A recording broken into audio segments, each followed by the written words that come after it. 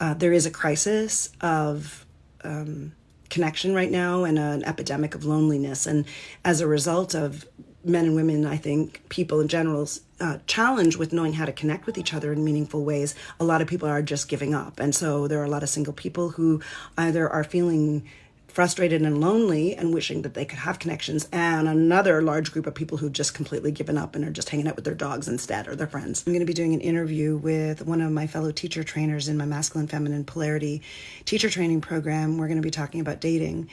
What do men need to know about being on the dating apps and dating women, and also what do women need to know? So I'm really curious to hear from the perspective of men. What are your cautionary tales or funny stories or experiences, or the things that you see as being patterns in relationship, either on dating apps or in person? What do you think about the dating apps? Are they frustrating? Are they something that you don't pay any attention to? Do you figure it's just a way of life? Or are they something that you avoid? You prefer to try to meet people in person? Is that even possible? I'm not even sure it's possible, but if it's possible. And so I'm going to be talking about all the things related to dating and connection, because what I think I notice out there in the world is that we're in a crisis of connection. We're in a crisis of knowing how to connect with people.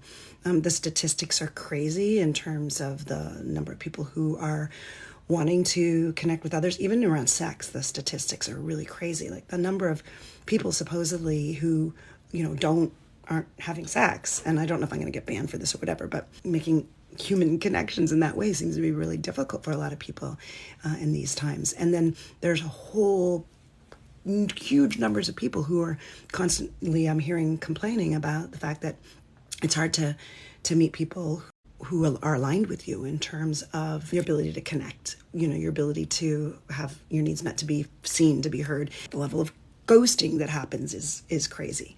Louis says, I have no insight on the apps, don't like the idea of them. You're not the first person that I've heard say that. Even today, I put out a question on Facebook asking for people's insights, and a number of people said, I don't want the apps, I don't believe in the apps, I don't think they're positive. I think there's really good arguments for why the apps turn our human interactions into transactional experiences and encourage the idea of human beings as barely disposable.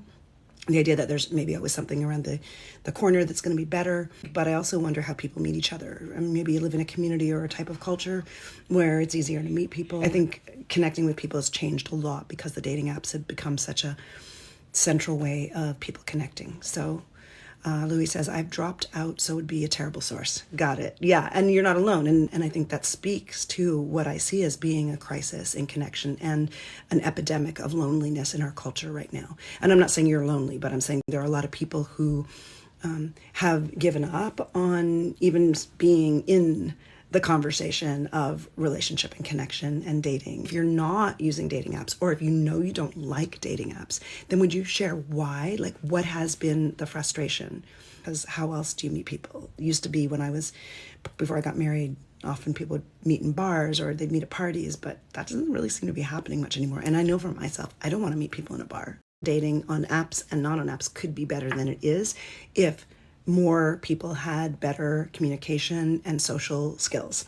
So since I'm a speaking skills and communication skills coach, and moving a lot more generally into relational coaching as well and training, I would like to see the general collective get better at knowing how to interact with each other, whether it's on apps or in person, because I want people to have love. I want people to have connection, because I believe that relationships are a fantastic way to grow our capacity to be in-depth, deep, loving human beings. And I feel there's a big crisis right now, and I'd like to have some impact on healing some of that. What I hear from people is they don't know how to meet people in person. It used to be that it was a skill set for people to flirt in person. For usually men, historically it was sort of in the male world. That's obviously changed, but where one person approaches the other person and invites someone out on a date. Now, I could count on 0 hands how many times I've been asked out on a date. It just doesn't happen. Millennial 31, the apps take away the organic intention and turned into an interview. Yeah, that is true. I used dating apps in 2021. I had a bad experience. Now in a relationship with a friend from my past. That's actually something that I'm seeing happen a lot. Maybe it's because I'm 58, and a lot of the people that I know or I'm connected with have been married and are single again and dating again. And I see that happens a lot, where people are reconnecting with someone that they already knew because they're safer, because they know something about them. I think one of the relationship and dating patterns from the past that really needs to be brought back is that people introduce friends to each other. It doesn't happen very much, and I think that's because the dating apps have created this situation where people feel like they have this long checklist, and I might think, well, I don't really know what your checklist is, so I'm not going to introduce you to anyone. But I think if we reduce the expectation of perfection and big long lists, and instead say, hey, I think you're an interesting person and you're an interesting person, let's have a no expectation introduction, so that one interesting person can meet another interesting person and not have all this expectation on what that connection would mean. Are other people getting asked out on dates in real life? Is there anybody here who's either asking people out on a date or being asked out? Nanda says, be where you enjoy going. Yeah, great point. I think if we do the things that we love to do, we're going to meet other people who love to do the things that we're doing. COVID's made it a lot more difficult, and I think that part of the crisis of loneliness, or the epidemic of loneliness, and the crisis of connection that I feel we're in right now it's a combination of, we're so dependent on technology that we have trouble pulling ourselves away from it, that so many people, because of the dependence on technology, have lost their communication skills and their comfort with approaching people face to face. And 3, because COVID has made us so much more insular. So that, and then the fourth thing I'm going to add is pornography. I really think that pornography has also had a really negative impact on the motivation to connect with other people. So I'd say those are the 4 things that have really negatively impacted people's ability to connect with each other. You are being asked out? Is that what you're saying, Nando? Yeah. Okay, great. I'm glad to hear that, because I just think it's not happening all that much. Now, again, let's look at demographics. I heard this really interesting podcast about the different demographics, and about how there's a very, very small number of men who are the 10% of the men that 80% of women want to connect with. And so there's a huge group of men who are not in that ideal group.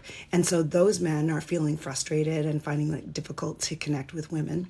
And then the 80% of women who are after that 10% of men are frustrated because that 10% of men have so many options that they don't want to put out energy, or don't want to make any kind of commitment, or don't want to, go deeper in their connection with people. So that means the 80% of women have this story that men are players and don't want to go deep, and, are not available. And I think the same thing is true for very young women. Young, beautiful women, there's a small percentage of women who are kind of the ones that the most, like the high percentage of men are pursuing. And so the 10% on each side of the male and female have so many options that they're lackadaisical with the attention. And then there's this whole 80 or 90% of people who are finding it difficult to connect. Phew. The truth of the patriarchy is that men have been emotionally and socially disenfranchised, and not taught or encouraged or given the tools to have emotional and social sovereignty, and so have a lot of times depended on women for their emotional and social connections, and also then converge sex with intimacy. And so as a result, as women get more and more autonomous in terms of increasing education and increasing access to money and jobs, pre-kids, that is. Once you have kids, it's totally a different thing. But then they have higher expectations of men, and men have been a little bit slower to catch up in terms of emotional and social sovereignty.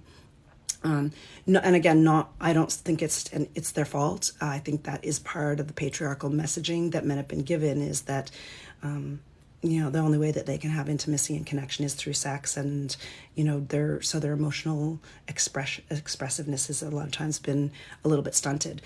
Also, one of the things that most women want I'm talking heteronormative here because that's what I know, but many women really want men to be able to hold the wholeness of who they are and their emotional expression, and sometimes men will perceive that as being when it's coming towards them, they don't know how to hold it, and they sometimes will even perceive it to be being criticized. Like if I bring an emotional storm, it would be easy for a man who hasn't learned how to be sovereign and hold space for emotions to see it as being something coming at him too much, or some complaint. And then that creates this massive cycle of men then feeling women are so much work and too demanding, and women feeling like they're not being held. And I don't know, there's all these ways in which we're missing each other.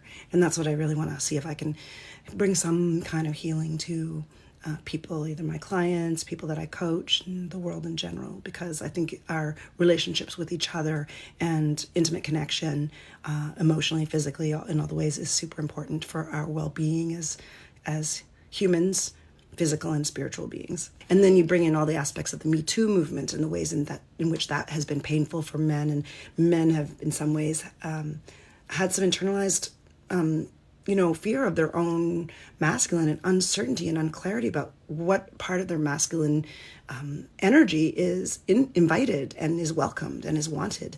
And a little bit maybe uncertainty and confusion about what being a man is, and what being a powerful man is. Because sometimes the power and the corruption have really been merged. Some of my friends have opened up to their partner, and their wives use that against them. Do you mean the partner is the wife? And so they've opened up to their wives, and then the wife has used that against them? I think that might be what you're saying. I mean, hey, listen, we as human beings, men and women, have a lot of breakdown in our understanding of what it means to be a partner and what it means to connect with each other. So it's not a one-way street. We all have so much learning and healing to do about how to be present and to show up as with an open heart, and to hold each other's needs, and to appreciate each other, and to recognize each other's limitations, to know when we are bringing our past damage to our relationships. Like, we have a lot of healing to do when it comes to having loving, effective, and intimate relationships. So I can't speak to what your friend's wife's reaction was, but we have a lot of historical precedents that has us break down. So again, I don't know what the details are, but I can tell you that there are a lot of women out there who want the emotionality of men. But here's the thing. Women don't want a man to be a mess and to be in need. You can bring emotions without it being an attack on another person. You can bring emotions without it being like a sucking the blood out of another person. You can bring emotions without being a victim and falling apart. So I think that all of us as human beings have some learning to do about what it means to bring our pure and authentic emotions to each other, while still being sovereign and still taking responsibility for those emotions as ours. That we just all have a lot of learning to do about what it means to relate to other human beings. So much of being effective in our relationship with ourselves and each other comes back to ourselves. And have we done the work on our own past? Have we done the healing work that we need to do within ourselves that is necessary in order to connect with another person? We just don't have places where we learn it. We don't learn about how to communicate. We don't learn about how to speak effectively. We don't learn how to look at our own childhood wounds unless something is sent you to therapy and you can afford it. But most of us don't learn basic skills for interacting with other human beings and having positive relationships. There's no handbook for that. But I do want to go back to this concept of dating. So if you're someone who has been dating any time in recent past, on the apps or in person, I want you to think for a second about what would be the recommendations you would give to the other side. I'm going to share 5 suggestions that I have for men who are dating, and I'd love it if you would add yours if you're a woman dating men, and if you're a man who dates women, I'd like you to give me some of your suggestions about what you think women need to know when they're out in the dating world, either on apps or in person. Like, what are your frustrations? And somebody asked me today, what are the top 5 things that you would want men to know? And so I wrote these 5 things down really quickly. So after I go through my top of mind suggestions for men, I'm going to share with you my model for closing connections instead of ghosting. So my top 5 things for men. The first thing is Bring your interest and your desire. I think so many men are afraid to bring the fact that they're interested in a woman or the fact that they have desire of a woman, because Me Too movement has made them afraid to bring their desire, because they have been given the message that they might be creepy, because they also don't know how to bring desire without need. If you bring desire to a woman with freedom for her to respond however she wants to respond, that is a huge gift. If you bring desire to a woman with some expectation that she behave or respond in a certain way, or that you want to own or have something from her, that's icky. But bring pure, open-hearted desire with no need, and that is a gift. Okay, my number 2 suggestion for men on dating apps, and in person, but this is specifically on dating apps: don't be basic. Do you have any idea how many, hi beautiful, how's your Friday? What's your weekend? Doing anything fun lately?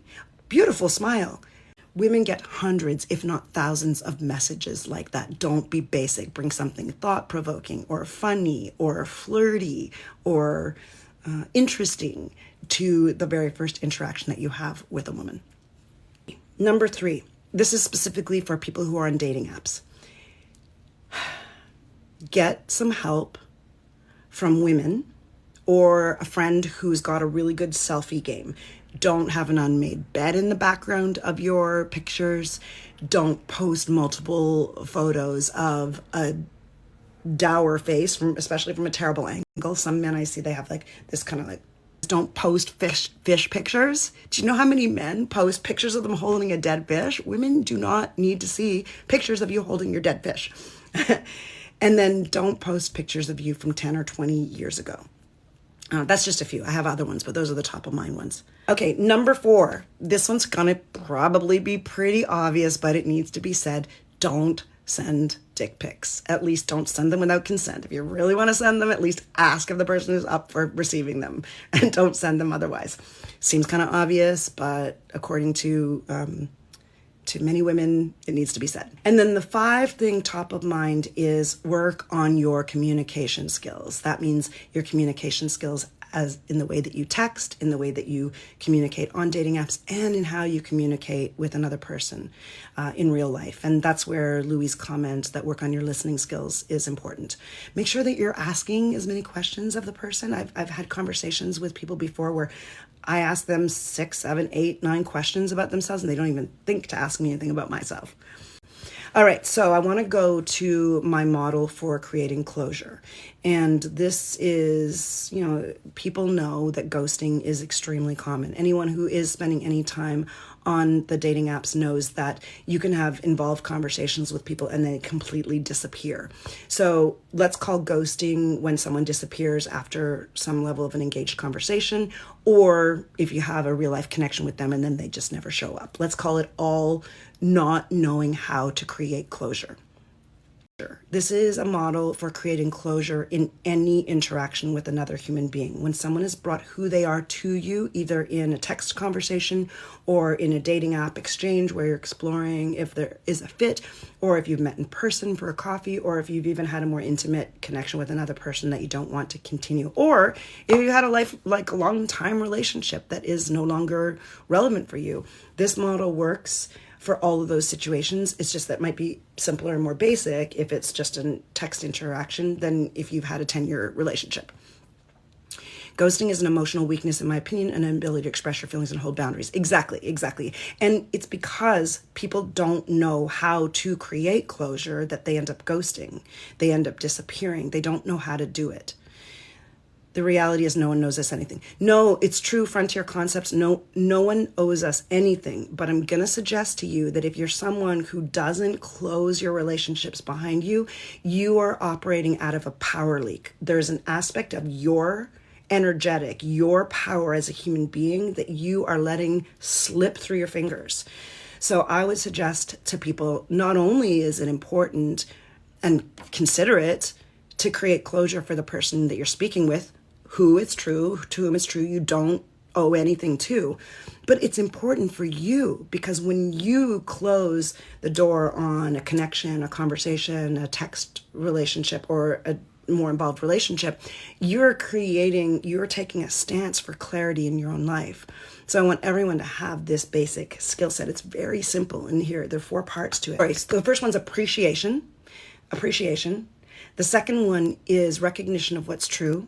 The third one is gratitude. And the fourth one is release. And so I'll give you some examples of what that would look like in all the different types of relationship. And I'll start with a basic exchange where you're talking with someone, say on a dating app or by text, with the idea that maybe you might have a good connection with each other. And at a certain point, you realize this isn't really something I want to keep pursuing.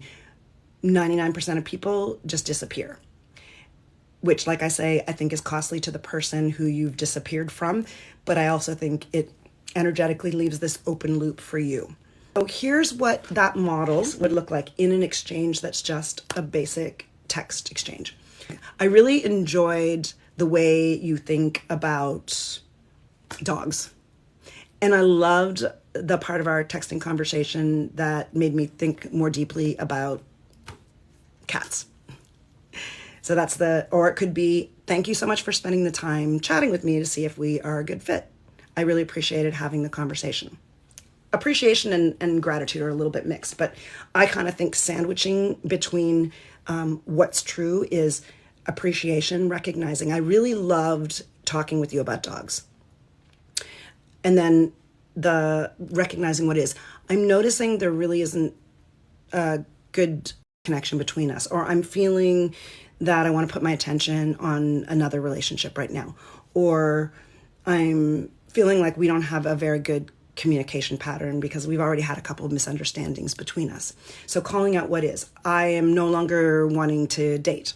I am going off the apps, and so I'm closing my relationships right now. I'm closing my conversations right now. You say what is true for you. Okay, then the third thing is gratitude. That means thank you so much for the time you did spend talking with me. Thank you for being open to who I am. Thank you for the conversations that we had. Thanking them for something they brought to you. And then the fourth thing is release, closure. And that can look like something like, I wish you all the best, and I hope you find exactly what you're looking for. So that would be a very basic relationship. That it can even be shorter than that. It can be something like, I really enjoyed talking with you. That would be the most basic version of that. But say it's been a longer relationship. Maybe you've had a couple of months and you've had an intimate connection with the person in real life, but you're feeling that it's no longer appropriate for whatever reason. You do the same thing, but maybe you do it a little more in depth. You say something you loved about the person, something you loved about the connection that you had with them. I loved the times we went biking together. I really loved the softness of your skin. I really enjoyed the fact that we shared our interest about stamp collecting. And I'm also realizing that it's time for you to move on because we want different things for our future. I noticed that I'm feeling that our relationship has come to a good closing point right now, and I'd love to keep a connection with you by saying what's true. And then the third one is thank you. Thank you for all the ways that you contributed to my life. Thank you for the things I learned from you. And thank you for taking the time to make sure that, this feels like a positive ending. And then the closure in that case might be something like, I'd really love to stay in touch, and I might need a month or so to really, process the loss that I'm feeling right now. But after that, I'd love it if we could go hiking every once in a while, if you're open to that. So again, this model works on any level. Appreciation for the person and for the connection, saying what is true for you right now, thanking them for all the things that they brought to your life, and creating closure and release for them. There's another point that can sometimes be brought in. It's not always relevant, so I don't include it in the model, but it's essentially asking if there's anything that they need from you to feel closure. Anyway, I want to put that out there because I do believe that it doesn't matter how little, God, I'm talking about any time that you've had some real exchange with a person. It's so easy to create closure, and I'm going to suggest to you that it's in our best interest as the people creating closure to do that. I've only ever had one man do that, I always am the one that has to create the closure. Even if I feel that there's disinterest from them, I'll always be the one who'll close it. I always will. I wish more men would do it too. I only had one man do it one time. And that was when I went out for coffee with a man. And then after that, he pursued me quite a bit. Do you want to get together? I'm going to be in your area. Where you open for getting together? And a couple times I'd said, I can't do it, or I'm out of town, or there were reasons why it didn't work. And to his credit, he circled back around and said, you know what? I was going to ask you if you wanted to get together tomorrow because I'm going to be in your neighborhood. But I looked back on our text conversation and I see that this really isn't going anywhere. So I'm going to rip off the Band-Aid right now. And I really hope all the best for you. He did exactly my model. I was super impressed. My appreciation and respect for him grew incredibly. And I said, you know what? Thank you so much for closing this conversation in such a conscious way. I really appreciate it. Usually it's me who has to do that, and I really honor you and thank you for bringing closure to it so clearly. So yeah, stop ghosting people. Know that it costs you something, even if you're not aware of it. It's also painful, and it's not a nice thing to do. And I really believe that people do it because they don't have the communication skills to do otherwise. That's why I'm bringing you this model. Again, I'm going to say it one more time. Super simple model. You can use it on all levels. Appreciation of what you loved, recognition of what you loved, appreciating the person, appreciating the connection, appreciating the relationship. 2, saying what's true for you in a kind way. What's your heart in that moment in relationship to the other person. 3, gratitude and thank you. Thank you for all the things that they did, all the things that you got from the connection with them. Thank you, thank you, thank you. And then the last one is release, goodbye, wishing them the best, bow, whatever form that takes. Release and complete. Losing the skills, and that's why as a speaking and communication skills coach, my commitment is to helping people either in dating or in their work lives, in their relationships with intimate partners, to become better, more effective communicators. Beautiful night. See you next time.